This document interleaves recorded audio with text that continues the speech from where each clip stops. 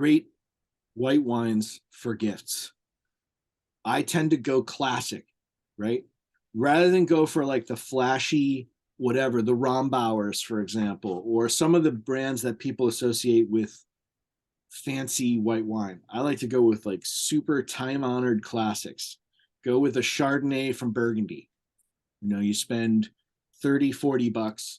You buy a Bourgogne Chardonnay from a trusted producer. You talk to the store person. You say, listen, I wanted like a classic Burgundy Chardonnay from a good producer. What do you got? Someone who isn't wine educated, it's giving them a grounding in something really meaningful and classic. It's like buying someone Miles Davis kind of blue and giving it to them because they're just getting into jazz. And you want to give them like best demonstrated practices of a great, if someone's not into wine, there's a conversation piece there where it's like, yeah, I just thought this is a super like this is kind of like a building block of wine knowledge that is valuable as opposed to just some fancy wine that was really expensive that they're not going to really understand or appreciate. It depends on the person, right? You have to think about who the recipient is. Another great choice is Sancerre for that reason. Another very classic French white wine from the Loire Valley made from Sauvignon Blanc. Everyone likes Sauvignon Blanc. You can't go wrong with Sancerre. You can't go wrong with an Italian Pinot Grigio. That to me makes people think about travel. It makes people think about the Italian lifestyle and like, sitting on the beach and there's just a lot of nice imagery around that. I think you can't go wrong with that. Again, you can't go wrong with a California Sauvignon Blanc, which tends to be cheaper than Chardonnay, but still people love Sauvignon Blanc. And I do think the label matters. It's like, I don't want to present someone a bottle of wine with an ugly ass label. And there's a lot of ugly labels out there. And so, What define ugly I'm ass all, I'm label? all Mr. Oh, it's, wines are like people. It's what's inside the bottle that counts. If the label's ugly, we don't offer it on our website. I can tell you that. So, I don't care if so we have it or not. Sauvignon Blanc from California. What's like? I thought we just discussed that. Hey, You should be able it's to pay like $30 and get something really here you nice. go. I That's think for helpful. gifts, your sweet spot is 30 to 50. Perfect. There's no reason to spend more than that unless the person is someone heavy duty, and in which case you should be looking for, there's a kind of a next tier, right?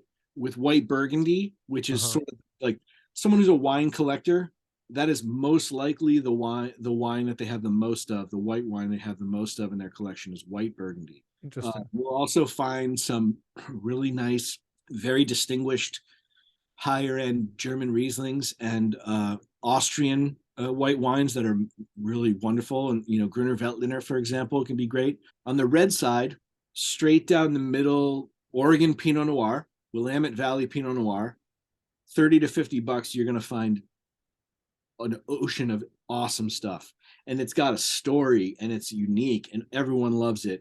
Good California Pinot Noir is also good.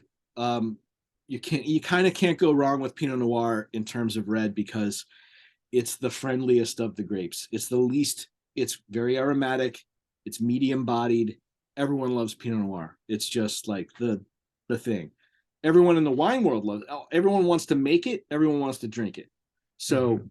California, Willamette Valley right now, it just happens to be from a price quality standpoint, just really in a sweet spot right now. Like you can still find lots of stuff in the 30s that's just off the charts. Whereas in California, maybe you're up, and in Burgundy, you're up in the you're kind of more up in the 50s, right? It depends, but you're kind of more up in the 50s for the most part, or 40s. Another good down the middle in terms of like a more prestige gift, like a classic Napa Valley Cabernet Sauvignon from a classic producer like a Chateau Montelena or Mondavi for that matter, or Groth or Spring Mountain, great wines.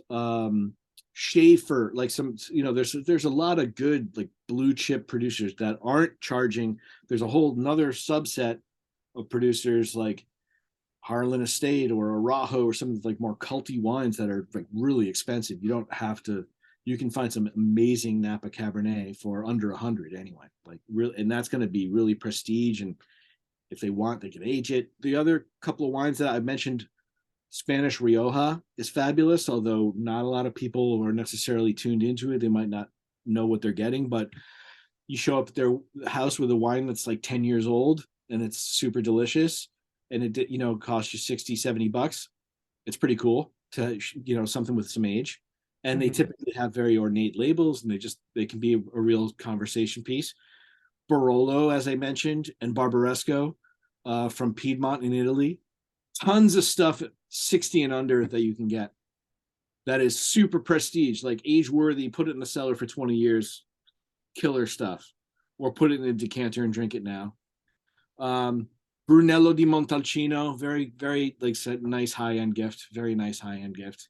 And lots of stuff still well under 100 there. Yeah, we're going hard on this gifting thing. This is That's great. And